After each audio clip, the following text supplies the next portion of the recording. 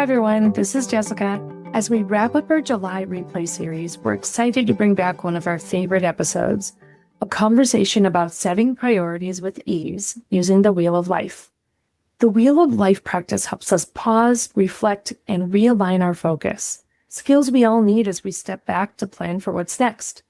Whether you're reorganizing your workspace or you're juggling some creative ideas, feeling the weight of too many to-dos on your list, or working on some relationships, this episode will offer you a gentle, practical approach to finding balance and clarity.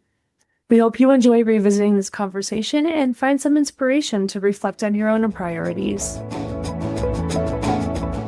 Hi there. Thanks for listening to the Practicing Connection podcast. I'm Coral. My co-host Jessica is here today as well. Today we'll be talking about setting priorities with ease using the Wheel of Life, and Jessica will be sharing a practice with us. Hi, Jess. How are you? I'm doing pretty great today. This time of year, things slow down in the meeting department, so I'm able to spend a little time cleaning my office. So actually, I've been inspired this week kind of weirdly by the simple act of cleaning my office. As I go through the tiny Post-it notes, I use copious amounts of Post-it notes for my note-taking. So as I go through all these tiny Post-it notes and I recycle some old papers that I don't need anymore and actually start to see my desk and floor again, it's really been having an effect on me. I want more. And I'm not even the kind of person that needs to have a neat workspace in order to feel productive or get things done. But it's also been kind of fun to be inspired by myself in a lot of ways, which sounds really weird to say it that way. I find notes with ideas on them that I wasn't able to pursue yet, but then I'm reinvigorated by those ideas. I'm like, oh yeah, that's right. I remember I thought of that one day, and maybe I can put that back into the hopper. But along with that has been the realization that while I have a lot of really good ideas and intentions, there really is limited time to tackle them. So I've had to remind myself that it's not a failure that I didn't get to do all of the things that I intended to or that I had ideas for this year. It was really just a matter of priority. And, when I think back, I feel like I did tackle the right priorities most of the time this year. So I feel pretty good about that too. That is awesome. I have a friend. She also lives that sticky notes life. And she will, from time to time, do that deep cleaning. And she has it's an actual basket. She calls it the percolator. And she drops the sticky notes in there. She's like, this is a great idea, but for a later time. And so she just kind of sticks them in there. But I really like the idea of being kind with yourself and realizing that we do have limited time in the day, in the week, in our lives to do all of the things that hit our brain, and they might feel magical, and they probably are, but that there needs to be prioritization and intentionality so that we can still also be ourselves. That's great. Thanks for sharing that, Jessica. I love that percolator idea, and I might copy that. So it's funny that you kind of mention I don't know, I think a lot of times people will share things like when you ask them, oh, what's inspired you? People tend to think about what they're reading or whatnot.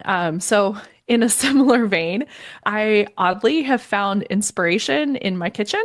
This is a little kind of peek into my life outside the podcast realm, but I've gotten into fermenting and pickling in this past year. It's just something that has piqued my interest, but it's also been really intimidating for me for some time because I don't know, it's sciencey and I don't know, has always seemed a little less straightforward than a recipe and you measure and bake and it just turns out if it turns out. But for whatever reason, a couple weeks ago, I just decided to go for it with some sauerkraut and it turned out great. And so just my inspiration or takeaway here is that sometimes I just need to trust the process, not overthink it, and just let things do their thing. And yeah, whatever the it is, it can turn out okay if you just let things do what they do. That sounds like great advice for so many things. Also, I just love that you can find inspiration in sauerkraut because as a person who really hates pickled anything and fermented things like sauerkraut, it just, I guess it warms my heart. Plus, sauerkraut actually has a special place in my family's heart, even though I hate it. My family comes from an area where there's a big sauerkraut factory, and they all have worked there at one point or another. So it's kind of interesting that I hate it so much. But yeah, great advice for trust the sauerkraut process Trust the is great. sauerkraut process. There you go. We should make a bumper sticker.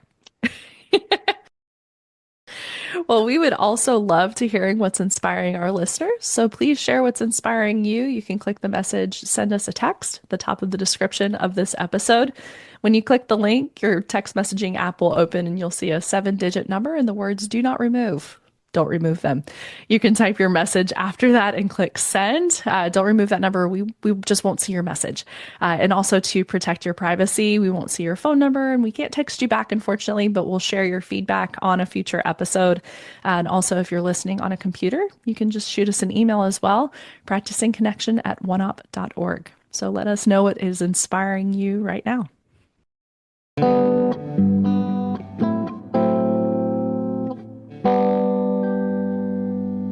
All right. So, Jessica, let's learn more about the Wheel of Life and how it can help us set priorities. Can you tell us a little bit more about the practice you'll be sharing it and also why you chose it? Absolutely. I am super excited about this because the Wheel of Life is one of my favorite practices. It's used a lot in coaching, but I first came to it through a planner. The planner had a monthly review that included, among other things, a Wheel of Life and instructions on how to use the Wheel of Life. We'll go into the details of how to use the tool in a moment, but it's basically a pie chart that's broken out into 6 or 8 or more domains of life, like financial, social, intellectual. You assess how well each of those domains are going for you. So, really, just how you feel about how they're going for you. And you assign a value to it. Usually it's from 1 to 10, with 1 being, you're not feeling fulfilled in that domain of life, and 10 being like you're super fulfilled in that domain of life. So typically you'll kind of color in the spaces or you'll draw from point to point on the pie chart. And then the diagram that results from that helps you very quickly see the domains of life that might need your attention. I immediately took to this practice partly because it was super easy, because they provided the framework. And then on top of that, it was really powerful because in this planner, they chose domains of life that would work for they worked for me anyway. I don't know if they would work for most people. I guess I'm assuming that they would work for most people. And so it was super easy and it was really powerful. So every single month, I was able to quickly assess which areas of my life were feeling successful and which areas were not. And then I could set some intentions around that.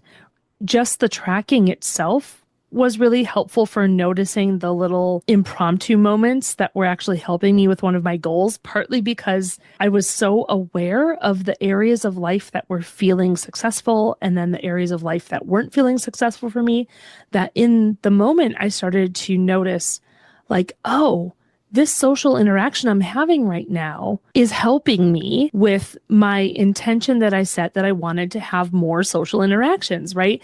And so I would notice it more. It kind of improved my noticing skills in a way. So just tracking it was really helpful.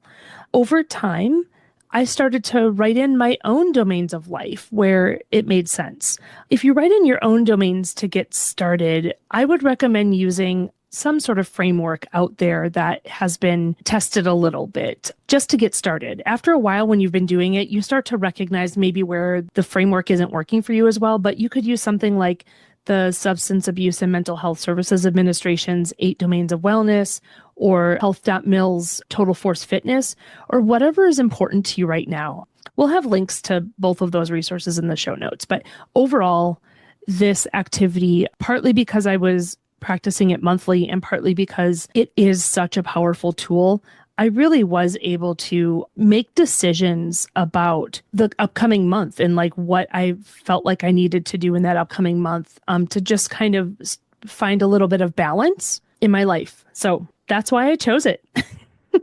I love that so much. I think one of the things so my background is in health education, and one of the things that we would often talk about is the multifaceted composition of identity and the habits that support health and well-being from a multitude of angles. And I just love that this practice so accurately reflects how we can cultivate wellness and well-being and health in all of those different scopes and how they feed together.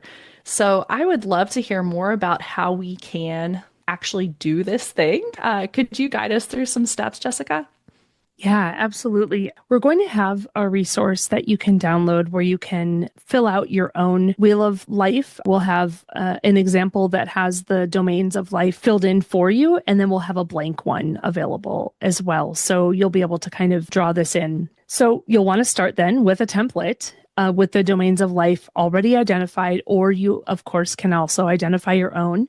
If you identify your own, I would just reiterate that you might want to use something like SAMHSA's 8 Domains of Wellness or Health.Mil's Total Force Fitness. Then you're going to go through looking at those domains, and you're going to rate your current level of satisfaction in each domain. Don't worry about accuracy. If you can, just kind of go with your gut feeling, or think about for each of the domains. You could also think about what parameters would make you feel successful in that area.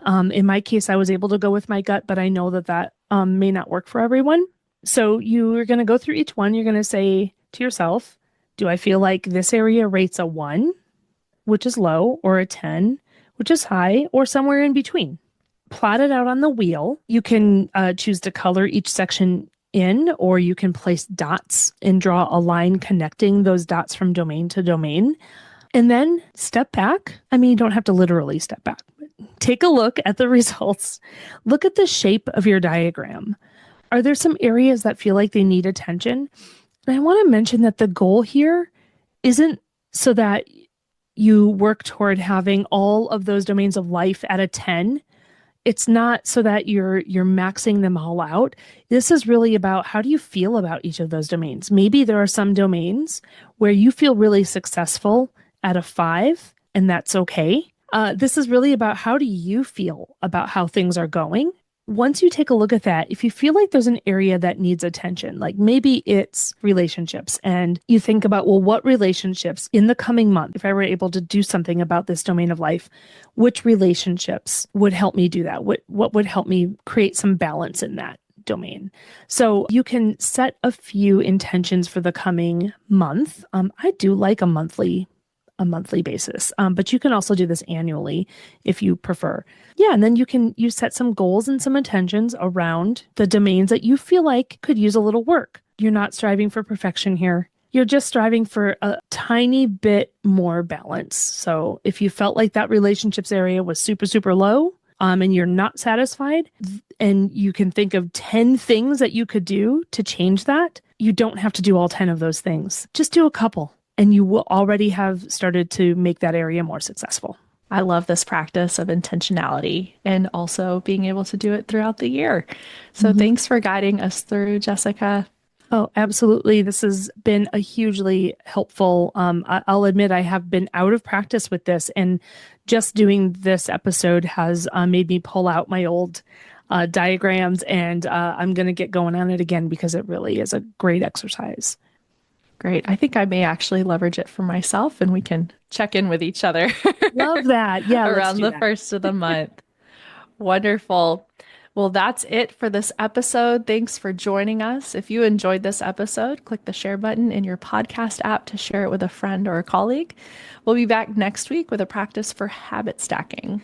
Until then, keep practicing. The Practicing Connection podcast is a production of OneOp and is supported by the National Institute of Food and Agriculture, U.S. Department of Agriculture, and the Office of Military Family Readiness Policy, U.S. Department of Defense, under award number 2023-48770-41333.